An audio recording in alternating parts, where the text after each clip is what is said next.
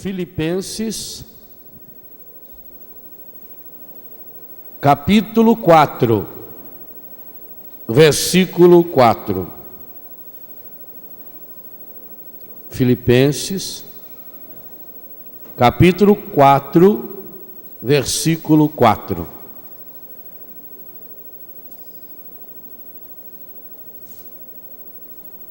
Alegrai-vos sempre no Senhor. Repito, alegrai-vos. Seja a vossa amabilidade conhecida de todos os homens. O Senhor está próximo.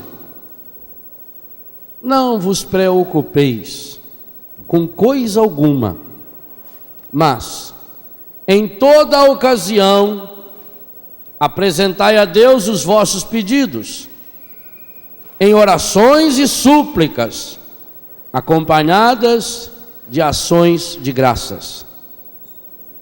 E a paz de Deus, que supera todo entendimento, guardará os vossos corações e os vossos pensamentos no Cristo Jesus. Quanto ao mais, irmãos, as outras coisas, ocupai-vos com tudo o que é verdadeiro, digno de respeito ou justo, puro, amável ou honroso, com tudo o que é virtude ou louvável. Praticai o que de mim aprendestes e recebestes e ouvistes, ou em mim observastes, e o Deus da paz estará convosco. Palavra do Senhor.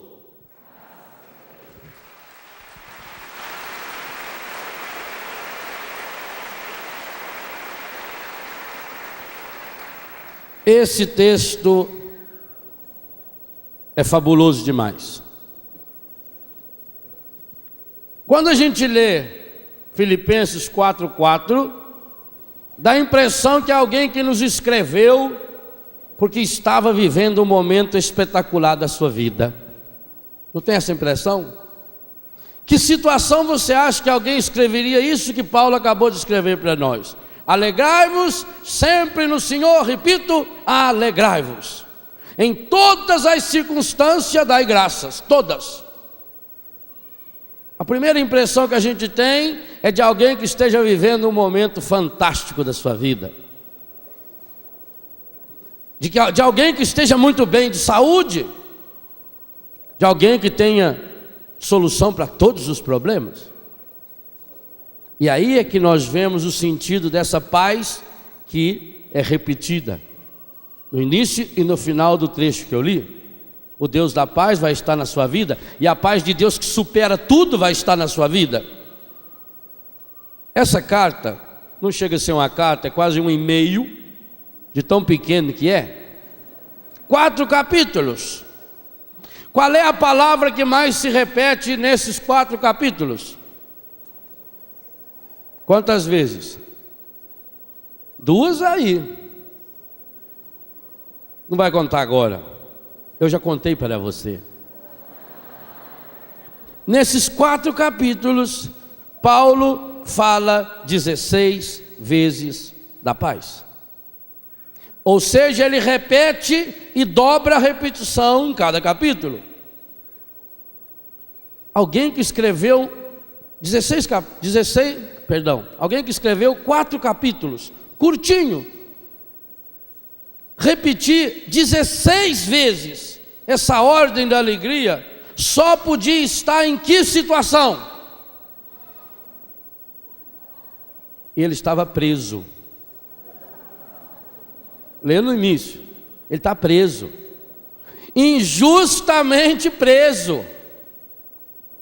Paulo escreveu essa carta da cadeia, uma cadeia injusta.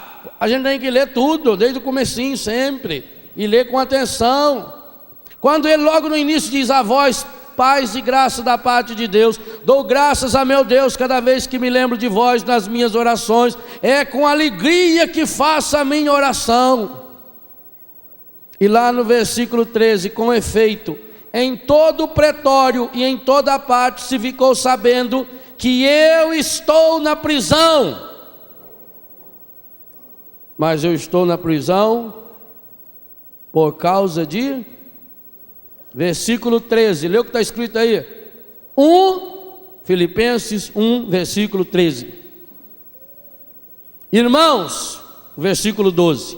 Faço questão de que saibais o seguinte: o que me aconteceu tem contribuído para o progresso do Evangelho. Com efeito, em todo o pretório, ele está em Roma, e em toda parte, foi o assunto de Roma, se ficou sabendo que eu estou na prisão por causa de Cristo. E a maioria dos irmãos, encorajada no Senhor pela minha prisão, redobra a audácia, proclamando sem medo a palavra. Aí nós entendemos da onde vem essa força. Aí nós entendemos o que é a paz. Quando ele nos diz: alegrai-vos sempre no Senhor, repito, alegrai-vos. Seja a vossa amabilidade conhecida de todos, o Senhor está próximo. Não vos preocupeis com coisa alguma, em toda ocasião, toda, triste, ruim, boa, apresentai a Deus vossos pedidos em oração e súplica acompanhada de ação de graças. Consequência de tudo isso, versículo 7, e a paz de Deus que supera todo entendimento, guardará os vossos corações e os vossos pensamentos em Cristo Jesus. Paulo está afirmando uma coisa pura, simples para cada um de nós: a paz tem nome, a paz é uma pessoa, e eu só chego a essa paz a partir do momento em que eu experimento uma pessoa. Jamais ela poderá vir de fora para dentro. Nada nem ninguém que estejam fora de nós pode fazer-nos felizes ou infelizes. Nada nem ninguém que estejam fora de nós podem colocar-nos ou tirar a nossa paz. A nossa paz tem que brotar de dentro, ela é fruto de uma experiência. Agora, é isso que nós fazemos? Paulo está vivendo aqui aquilo que ele já tinha vivido, que está no livro dos Atos dos Apóstolos, capítulo 16, versículo 16, quando ele está pelado, todo machucado, meia-noite, jogada lá no porão de uma prisão injusta. O que ele começa a fazer? Louvar o Senhor. E ele cantava tão alto, ele cantava tão forte, que as grades da cadeia caíram. E aí o carcereiro vai dar um tiro no ouvido, ou vai enfiar uma espada e diz: não, eu estou aqui. Como quem diz: o que me prende não são as grades. Não precisa se matar não, rapaz, deixa de ser besta. O carcereiro vai até lá, não tem grade, e os dois estão lá, os dois peladão cantando. O carcereiro fica tão impressionado que ele como que pergunta: me dá um pouco desse negócio, eu quero ter essa alegria. E o Paulo peladão reza por ele. Se você ler com calma, vai perceber que só no final é que ele sobe, põe roupa e cuida das feridas do Paulo, com dor, ferido, machucado. Essa mesma experiência aos filipenses. Nós temos que experimentar o que Paulo experimentou. É aquilo que Jesus disse no Evangelho de São João, no capítulo 14, a partir do versículo 1. Não se perturbe o vosso coração. Credes em Deus, crede também em mim. Coragem, eu venci o mundo. Logo em seguida: a paz que eu vos dou-vos a minha paz, não como o mundo dá. Mas tende coragem, no mundo tereis preocupações, eu venci o mundo. E São João vai encerrar, logo antes da oração sacerdotal de Jesus, o último versículo do capítulo 16 de São João, retomando, para que a gente não se preocupe. Olhem lá, Evangelho de São João, capítulo 16, versículo 33. Eu vos disse essas coisas para que em mim tenhais a paz. No mundo tereis aflições, mas tende coragem, eu venci o mundo. Meus irmãos, se nós queremos ser semeadores da paz, nós precisamos ter essa convicção. Nada que nos aconteça de bom ou de ruim pode tirar a nossa paz quando nós sabemos aonde nós vamos. Agora, quando nós olhamos fatos isolados da nossa vida, quando nos detemos nesse fato e ficamos ali em cima dele e ficamos cavucando aquele fato, e cada um que chega, soube o que aconteceu comigo, meu Deus, rapaz, olha, nem te conto. Que coisa, e foi terrível. E aí você quer passar por outra emoção do que você sentiu, mas como é impossível isso acontecer, então você começa a aumentar. É daí que vem a história de que quem conta um conto aumenta um ponto. Porque como a pessoa não está mostrando reação que você pensava, a pessoa, nossa, que coisa, não. E aí o que acontece? A pessoa fica tentando, enquanto você está contando a sua desgraça, a pessoa está tentando lembrar uma dela pior para te contar. Mas comigo foi muito pior. Eu sei como é isso, eu já tive coisa pior, isso aí não é nada. Fica em cima do problema. Se você isola o problema na vida, você não vê a vida. Tinha um rei, ele era ateu. E a maior raiva desse rei era um empregado carismático que ele tinha. Tudo que acontecia, o empregado falava: Deus seja louvado, Deus sabe o que faz, Deus é bom, Deus é maravilhoso. E aquilo irritava o rei. Mas ele era um bom empregado. Ele defendia o rei, a segurança pessoal do rei. Tudo, podia ser coisa boa, coisa ruim. Ele, muito obrigado, Senhor, louvado seja Deus, aleluia, glória. Um dia eles foram caçar. Estão lá no meio do mato caçando. De repente uma fera atacou o rei. E ele veio: Deus seja louvado, aleluia, Senhor, e foi tocando a onça. Mas não conseguiu impedir que a onça comesse a ponta do dedo do rei. O rei ficou doido. Quando voltou para o palácio, ainda teve que escutar ele: graças a Deus, louvado seja Deus, que a onça foi embora. E o rei doido: louvado seja Deus que o dedo não é seu. Queria ver se fosse seu dedo. O rei ficou tão nervoso que quando chegou em casa, chamou os guardas e falou: pode prender esse homem. Ele não me defendeu. E ele foi jogado na prisão. Mas todo dia lá na prisão ele estava louvando a Deus. O rei estava sossegado, tranquilo, agora tinha tirado aquele traste da vida dele. Passado o susto, alguns dias foi caçar de novo. Estando lá na selva, um bando de índio antropófago. Antropófago aqui que saboreia a pessoa. Ele olha para o avião e fala: mãe, olha o recheio, deve ser uma delícia, né? É, antropófago só come carne de gente. Um bando de índio antropófago pegou o rei. Ele disse: eu sou o rei. Falou: beleza, vai a carne melhor. Levaram ele, puseram o carneirão, já que a fogueira tudo ajeitada, começaram a dançar. E o rei estava lá começando a rezar. Quando estava tudo pronto para o sacrifício, chamaram o sacerdote. Veio o sacerdote. O sacerdote foi examinar a oferenda. Olhou no rei. Pata dedo. Não serve para oferenda. Carne de segunda. Deus não aceita. Libertou o rei. Já que ele estava sem o dedo, o rei foi para casa e começou a pensar: o meu empregado tinha razão. Quem podia imaginar? Se eu tivesse o dedo perfeito, eu estava morto agora. Bem que ele falou que Deus podia tirar uma coisa boa daquela coisa ruim que foi a onça comer meu dedo. Eu fui injusto com aquele homem. Quando o rei chegou na cadeia, com lágrimas ele foi pessoalmente libertar aquele homem. E falou: eu queria pedir perdão ao Senhor. Eu fui injusto com o Senhor. O Senhor tinha razão, quando o Senhor louvava o seu Deus. Vou falar uma verdade, quando eu estava lá preso, que os homens iam me matar, eu pensei nesse seu Deus. Eu pensei no jeito que o Senhor rezava e aquilo mexeu comigo.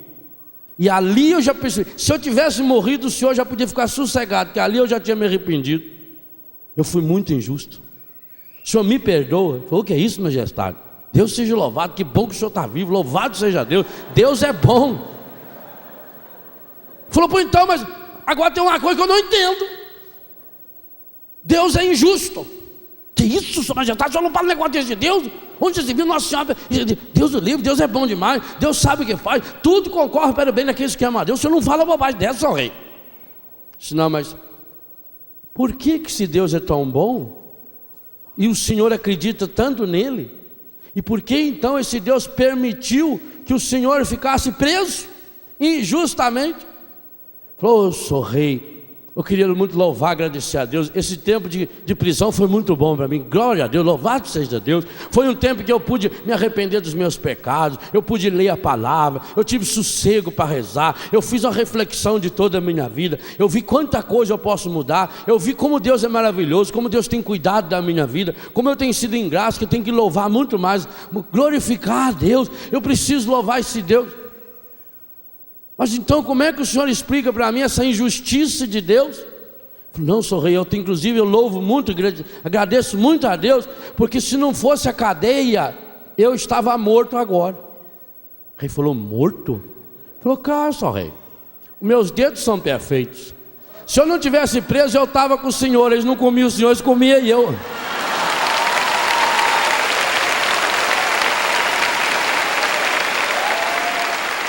É assim a vida. Então aquela prisão salvou a sua vida. Paulo está na prisão ajudando a salvar a vida dele, a minha e a sua.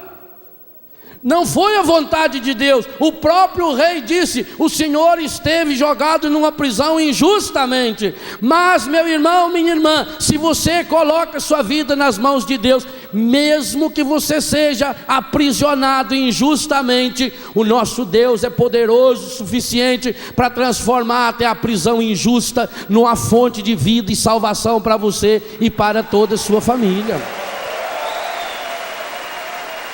Deus não permite o mal. Fica bem claro. O mal é feito pelo egoísmo humano. O mal é provocado pela calúnia humana. O mal nós mesmos provocamos. Nós provocamos mal para nós. No nosso jeito de comer, no nosso jeito de beber, no nosso jeito de dormir, na maneira como nos vestimos, como nos alegramos, na nossa ânsia de ganhar, de querer mais. O egoísmo humano, o orgulho, a vaidade, a prepotência. Quantos absurdos se fazem no mundo? Quanta gente rica. Eu fico tão triste quando eu vejo gente rica, gente milionária. Primeiro porque eu nunca vi um rico feliz. Nunca. Todo rico é infeliz, não sabe se é amado, porque não sabe se a pessoa gosta dele ou do dinheiro dele. Nunca vi. Mas gente sobrando, jogando dinheiro fora. E às vezes a gente com tão pouco dinheiro, quando as pessoas se unem, a gente consegue realizar coisas absurdas e maravilhosas. Se cada um partilhasse um pouco mais do seu dinheiro, do seu tempo, da sua inteligência. Se cada um sonhasse, porque acredita nesse Deus. Então, gente, as coisas negativas, elas somam para nós. Ela ajuda você a tomar mais cuidado. Eu tenho que fazer a parte humana. O evangelho de ontem. Toma o menino e a mãe e foge para o Egito. Pega o menino e a mãe e volta. Mas não vai para lá. Nós temos que fazer a parte humana. Viver da providência de Deus não é viver na preguiça. Viver da providência de Deus é fazer a sua parte. Eu digo para os meus filhos lá em Betânia, o que mata o pasto não é o mata-pasto, é a preguiça de arrancá-lo. Então vamos arrancá-lo, essa é a nossa parte. Deus faz a parte dele, mas eu tenho que fazer a minha parte. E se eu quero ser semeador de paz, a grande palavra do evangelho é: não se perturbe o vosso coração. Aliás, vamos dar essa frase como tema da pregação, o diretor já fica sabendo. Não se perturbe, para depois você ir lá e comprar a fita. Não se perturbe o vosso coração. E esse vosso é no sentido meu e do outro. E quem está me falando isso? Paulo? Não, Jesus. É Jesus que olha para mim e para você e diz: não se perturbe o vosso coração. Aconteceu uma desgraça? Não se perturbe o vosso coração. Primeira condição para não se perturbar o coração: pegue o seu passado e o entregue na mão de Deus. Meu irmão, minha irmã, tudo que você já viveu, tudo que você já fez ou deixou de fazer no passado, bonito ou feio, não volta. O rio Iguaçu, ele vai pequenininho, acolhendo a água, porque a meta dele é chegar no mar. Ele não volta. Se ele voltar, ele faz um estrago medonho.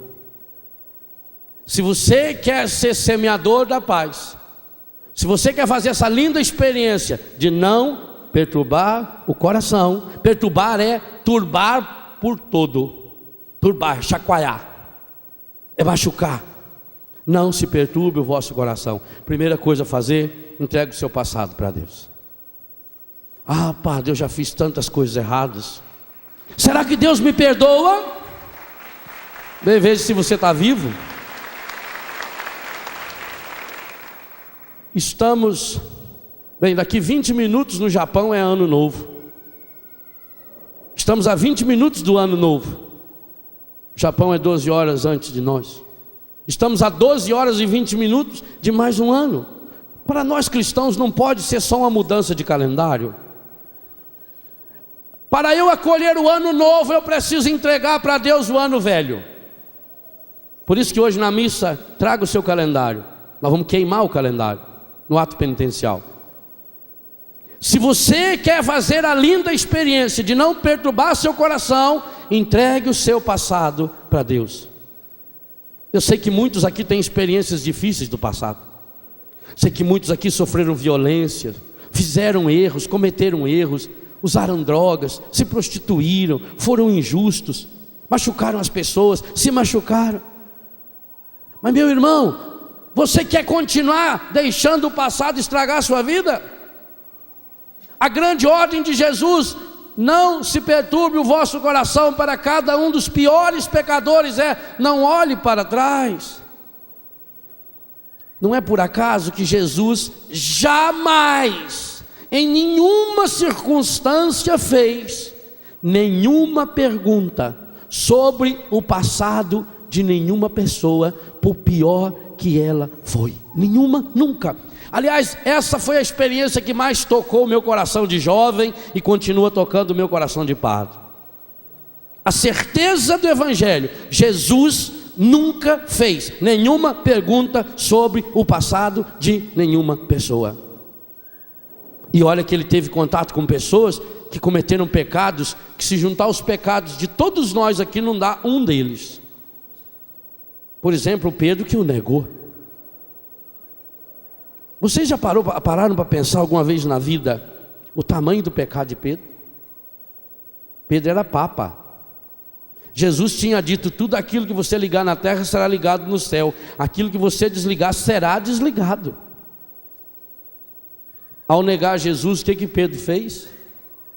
Desligou Jesus da salvação. E ele negou quantas vezes? Para mostrar a gravidade do pecado. Por que Pedro negou 3 vezes? Porque ele negou o Pai, o Filho e o Espírito Santo. O absurdo dos absurdos: na negação de Pedro está a condenação da Santíssima Trindade ao inferno. E Jesus foi. Nós rezamos no credo que ele foi para o inferno, só que foi lá para salvar, para trazer as almas redimidas. Ele foi. Olha onde chega o amor de nosso Deus. Gente, em toda a história da humanidade, ninguém cometeu um pecado maior do que o de Pedro. Nunca. E digo, não vai cometer. Porque, graças a Deus, mesmo nas épocas em que a igreja cometeu pecados, em que papas pecaram, nós temos na história da igreja papas que pecaram, pecados morais. Mas nunca tivemos, nesses 2000 anos de cristianismo, nenhum papa que tenha cometido um erro teológico, nenhum papa que tenha cometido um erro de fé. Nunca. É assistência do Espírito Santo a essa igreja, porque Jesus diz: as portas do inferno não prevalecerão contra ela. Vão tentar, mas não vai conseguir. Mesmo diante de Pedro, o homem que cometeu o maior pecado da face da terra, Jesus fez alguma pergunta do passado dele? O que Jesus falou? Pedro, tu me amas? Eu sou apaixonado nesse capítulo 21 de São João. Cada vez que vou à Terra Santa, eu sinto a mesma emoção quando vou lá na beira daquela praia. Pedro tinha desistido de tudo. Vou pescar. E os outros, nós também vamos. Voltou à vida antiga. Voltou a ser o pescador de antes. Mas só que tinha esquecido tudo de pescaria. Trabalhou a noite inteira, não pescou nada. Sem Jesus, nada dá certo na vida. Jesus chega de manhãzinha na beira da praia, ele não reconhece Jesus. Quando a gente está em pecado, a gente nunca consegue reconhecer Jesus. Quando a gente está olhando demais para si mesmo, a gente não enxerga Jesus, mesmo que ele esteja ali do nosso lado, como ele caminhou um dia inteiro com os 2 discípulos de Emaús, mas eles estavam com o coração tão fechado no pecado, tão perturbado. Por isso não perturbe o vosso coração, que eles não conseguiram enxergar Jesus que caminhava com eles. Eles não conseguiram sentir o cheiro de Jesus. Pedro também não conseguiu perceber que era Jesus. E Jesus, amigos, tem alguma coisa para comer? Jesus vai ao pecador como que precisa do pecador. Do mesmo jeito que Jesus falou para a samaritana: dá-me de beber. Ele, a fonte da água viva, pede de beber a uma mulher prostituída da Samaria. Ele, o pão da vida, pede de comer a um pescador da Galileia que o havia negado 3 vezes. Ah, que Deus é esse? Que Deus se faz desse tamaninho para chegar no nosso tamanho, para nos levantar? Jesus pede, nós não temos nada. Que triste. Aquele homem que acompanhou Jesus a vida inteira, aquele homem que participou dos grandes milagres de Jesus, que viu todos os principais milagres de Jesus, que esteve com Jesus sozinho, rezando no monte, que participou de todos eles, de curas. Quando Jesus lhe pede um pãozinho, um peixe, ele diz: eu não tenho nada. Esse Pedro sou eu e é você. Depois de tantas vezes que Deus nos dá graças em cima de graças, nós continuamos dizendo: eu não tenho nada, Senhor, eu não dou nada para Deus, eu estou fechado no meu egoísmo, eu estou fechado no meu comodismo, eu estou fechado na minha miséria e não sai de mim para o encontro do outro.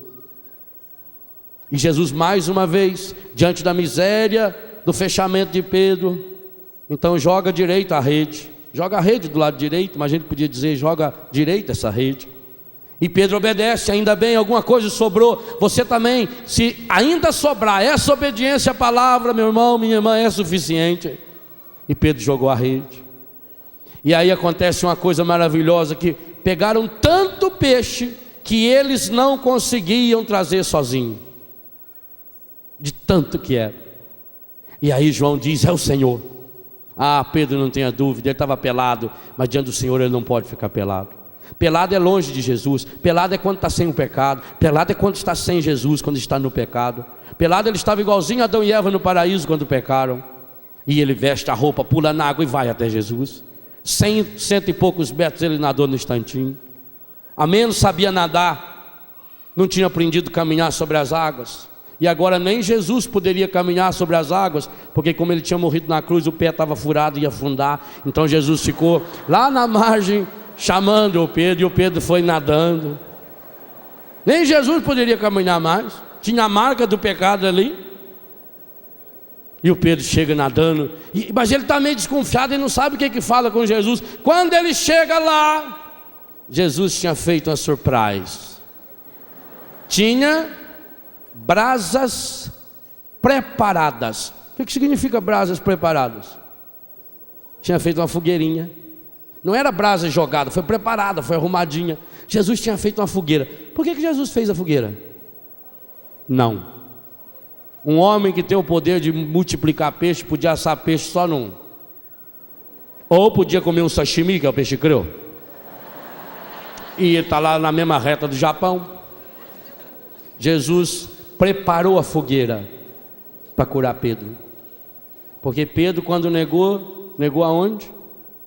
Em torno de uma fogueira. Jesus sempre faz uma fogueirinha para assar o nosso coração no seu amor. Pedro chegou e viu a fogueira e lembrou: por aí na festa de São João do ano passado, andei fazendo umas bobagens. Mas aí a presença de Jesus começa a mudar. Primeiro, 3 vezes fala da rede. Primeira diz que eles pegaram tanto peixe que nem todos eles juntos conseguiram puxá-la. Aí Jesus chegou, ele chegou perto de Jesus. Quando Pedro estava perto de Jesus, o Papa, os outros conseguiram arrastar as redes. Juntos, eles não conseguiam trazer uma rede. Aí Pedro largou eles, parece um absurdo, e foi ficar perto de Jesus. Foi Pedro ficar perto de Jesus, eles tiveram forças para trazer as redes. Incoerência? Não, perto de Jesus, Pedro perto de Jesus, a igreja tem força. Se você quer estar com a força da igreja, esteja na igreja que tem Pedro perto de Jesus. Não tem outra. É lindo. Trouxeram o peixe e continuaram perto de Jesus. Quando Jesus pediu o peixe, eles juntos não conseguiam agarrar, puxar a rede. Quando Pedro ficou perto de Jesus, segunda vez que fala da rede, eles conseguiram puxar. Agora todos eles estavam perto de Jesus. Jesus pediu o peixe, Pedro foi lá e puxou a rede sozinho. É uma evolução estupenda, meu irmão. Quando a gente está longe de Jesus, a gente é fraco, a gente não consegue puxar uma redinha de nada, um probleminha de nada, uma dificuldade de nada. Mas se um de nós se coloca perto de Jesus, na igreja de Pedro, os outros conseguem trazer a rede. E se a igreja está perto de Jesus, qualquer um de nós é Pedro para ir buscar essa rede, porque o que age em nós é a força do Espírito Santo, é essa força que o Senhor prometeu. A força do alto. A transformação já estava acontecendo. Depois você leia com calma João 21, é lindo demais. Comem o peixe. Por que Jesus foi lá na praia para comer peixe? Para quentar fogo? Por que ele foi? Porque ele precisava dizer para Pedro: não se perturbe o vosso coração. O coração de Pedro estava perturbado. Tão perturbado que São João diz que Pedro logo depois já começou a chorar, logo depois que negou. Tão perturbado que ele voltou para a pescaria. Pedro tinha perdido a paz, Jesus precisava devolvê-la. Ele foi lá para fazer o quê? Para devolver a paz, para curar o coração.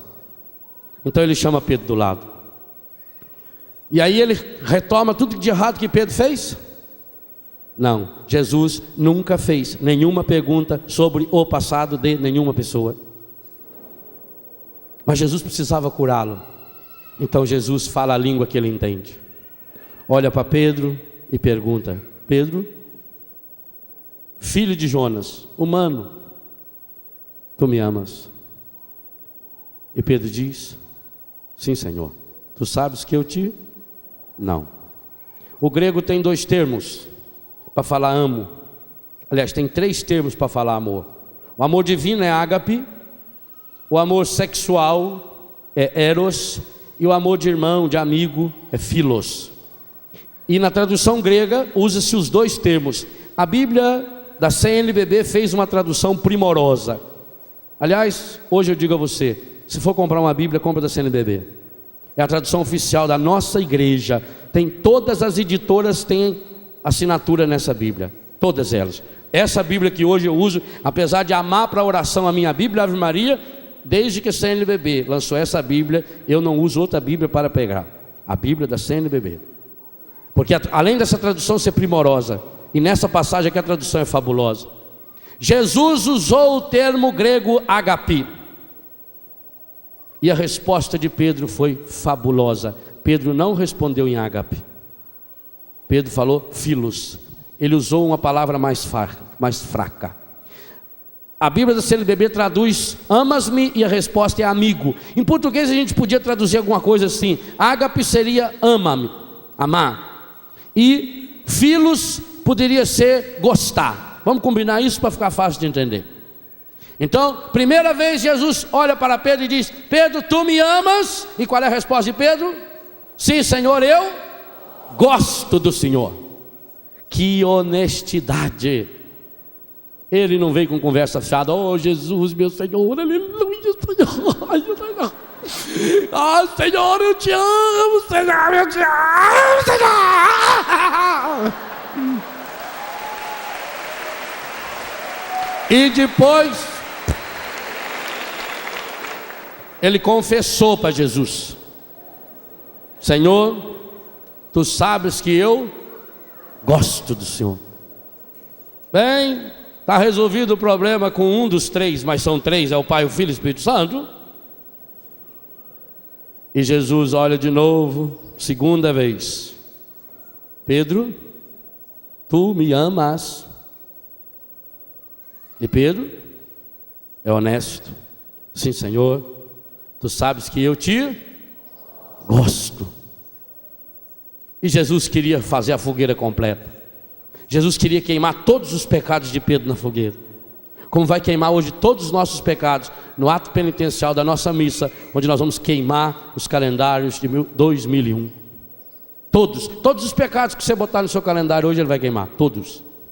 Nosso Deus é o Deus para valer.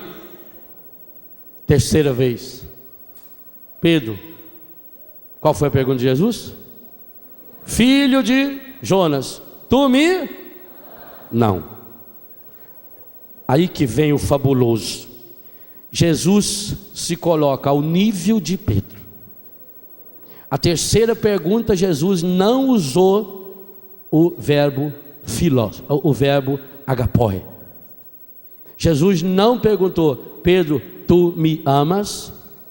Jesus abaixou o nível. Gente, quando a gente é honesto com Deus, Ele se abaixa e vem até o nosso nível. O que muda, o que perdoa o nosso pecado não é o nosso esforço. O que muda e perdoa o nosso pecado é abrir o nosso coração à graça de Deus. É isso que muda a nossa vida. Jesus desce, fica do tamanho de Pedro, agacha lá embaixo e não pergunta: tu me amas? Jesus fala: Simão, filho de Jonas, tu gostas mesmo de mim? Olha que pergunta. E aí Pedro abre o coração. E aí a resposta de Pedro como é? Senhor, ele colocou uma vírgula. Leia com atenção. Senhor, as duas primeiras vezes ele dizia: Senhor, tu sabes que eu te gosto. Segunda vez: Senhor, tu sabes que eu te gosto. Mas como Jesus abaixou o nível, como Jesus falou a língua que ele entende: Senhor, vírgula, sabes tudo, tudo, sabes que eu te amo. Perdão, sabes que eu te gosto.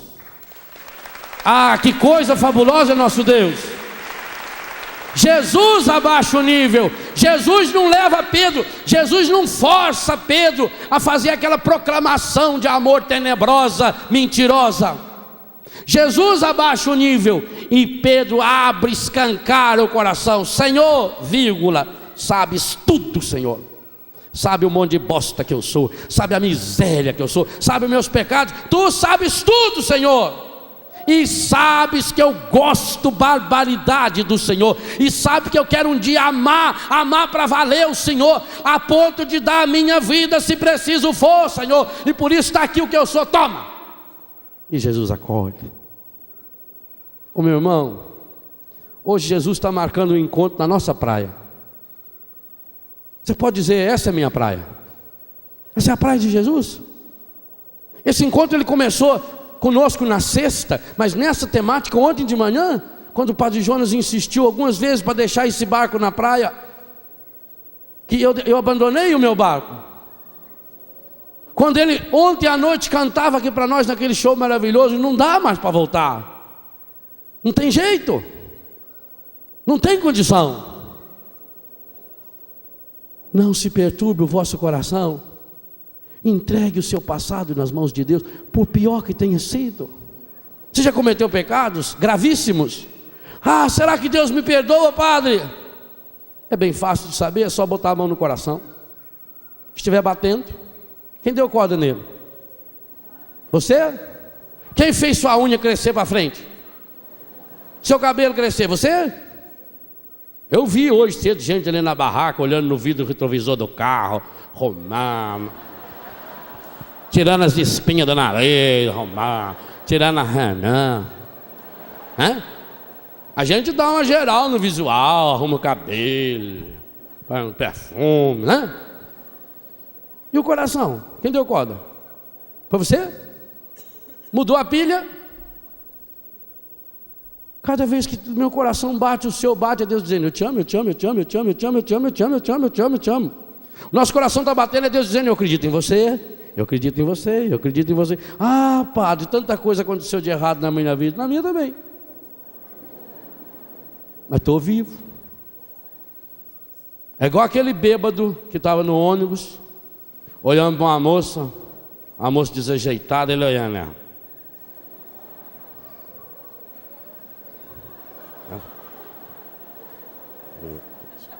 A moça foi se irritando: quem está olhando? Eu falei: eu estou observando aqui, mas tu é feia, hein? Ah, louca, Deus do livro, você é muito feia. Ela falou: mas muito bonita mesmo, né? Você é bêbado desse jeito, falar de mim? Eu falei: mas eu estou bom. Passou. Os problemas vêm e vão. Meu irmão, minha irmã, você é vitorioso, você é vitoriosa. Ah, padre, mas eu sofri na infância. Sofreu? Acabou. Ah, falaram mal de mim. Falaram? Sabe quando é que a gente fica triste? Quando fala mal da gente? Quando é que a gente fica triste? Quando aquilo que falam da gente é uma coisa que a gente está tentando esconder. Se não for verdade, não dói. Se eu tiver com dor de dente e tomar um gole de água, a água vai doer meu dente. Mas o que dói o dente é a água? É a cárie. Está com o seu coração cariado? Você está com o seu coração ferido. Por isso eu já escrevi uma meia dúzia de livros de cura interior. Cada dia Deus vai me mostrando aspectos importantes. Por exemplo, cure seu coração, a necessidade de deixar Deus ir curando toda a minha história. Cura interior, o coração de Cristo derrama sobre mim a graça da cura. Corações curados, pessoas que viveram a experiência de pecado que eu vivi e como elas conseguiram sair, qual é o caminho para eu sair também, rezando a vida. Eu preciso colocar toda a minha vida na ótica de Deus. Lá em Betânia, todo mês fazemos retiro de cura interior. E cada mês eu vou aprendendo como Deus vai me curando através daquilo que eu falo para as pessoas. Como Deus vai me curando através do meu relacionamento com as pessoas. Cada dia eu posso dizer que eu estou sendo uma pessoa curada. A gente vai fazendo experiência linda, gente. Olha, eu amo celebrar a missa. Acho que é a coisa que eu mais gosto de fazer como padre. Mas não fiquem tristes com o que eu vou dizer. As missas que eu mais gosto de celebrar não é com multidões. Porque eu não consigo celebrar uma missa e gente gritando, como tem criança berrando aí, gente andando para cá. Aquilo vai me doer no coração. Eu não consigo. Então, as minhas missas que eu mais gosto de celebrar é na minha casa, na minha capelinha. Tanto que eu todo dia, na hora para celebrar a missa, eu tomo banho antes, faço a minha barba antes, igualzinho para vocês. Preparo o sermão, risco direitinho na Bíblia, todo dia, para celebrar a missa com os meus, e é livre a missa, não é obrigatório lá em casa. Então vai lá uns 20, 30 que celebra a missa comigo. Mas não é só por isso que eu gosto de celebrar, além do silêncio. O que eu mais gosto é quando a gente, vamos colocar agora diante de Deus nossa fraqueza e pedir perdão. A oração que meus filhos fazem, gente, me joga no chão. Porque eles vão se desmascarando. Sabe, é muito bom a gente viver como eu vivo, numa comunidade de pessoas que tiveram experiências terríveis de droga, de prostituição. Porque ninguém precisa ter máscara. Todo mundo que está lá sabe que está lá porque teve problema sério na vida. Então ninguém fica julgando.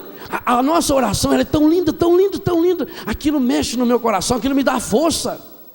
Quando a gente fala, agora vamos fazer pedido ao Senhor, a gente tem que cortar, porque senão vai 1 hora só de pedido. Eles colocam a vida, eles confessam um pecado mortal na frente dos irmãos.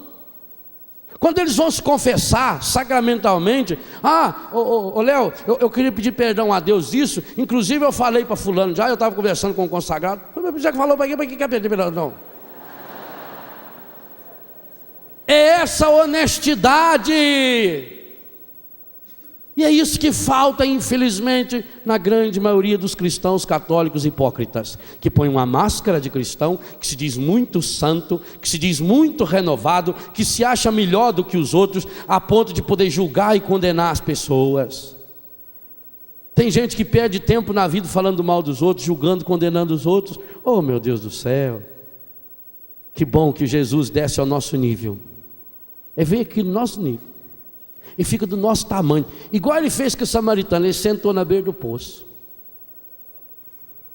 A prostituída que trouxeram até ele, essa quenga foi pega em flagrante adultério.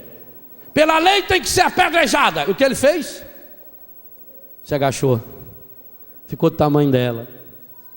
Quem não tem pecado joga a primeira pedra. Zaqueu, aquela tampinha, ladrão, subiu na árvore, porque se achava mais do que os outros. Desce daí. Ele não desceu, ele caiu. Eu vou jantar na sua casa. Vai lá e senta na casa do Zaqueu. Aí o Zaqueu se sentiu o máximo, porque sentado fica tudo do mesmo tamanho. E Jesus amou Zaqueu. Não falou nada para ele, não falou convertei-vos e crente no Evangelho. Jesus amou Zaqueu. E na hora que estava terminando a janta, Zaqueu, Senhor, se eu pequei, todo mundo sabia que ele pecava, menos ele. E que bom que ele se confessou para a única pessoa que podia perdoá-lo, Jesus. Quando a gente não se confessa para Jesus, a gente confessa para todo mundo, com a vida. E Jesus olhou para ele: Sou meu menino, meu toquinho de marrabote. Hoje a salvação entrou na sua casa. Hoje a salvação entrou na sua casa. Condenou Zaqueu? Condenou a samaritana? Mateus? Pedro? Tiago? Léo? Não. Ele não nos condena nunca. É um Deus que nos ama. E não está esperando amanhã. Não está esperando depois do manhã, não. Ele quer agora dizer para você: tenho esperado esse momento. Como eu olhe para a cruz, foi por ti, porque eu te amo. Ninguém te ama como eu.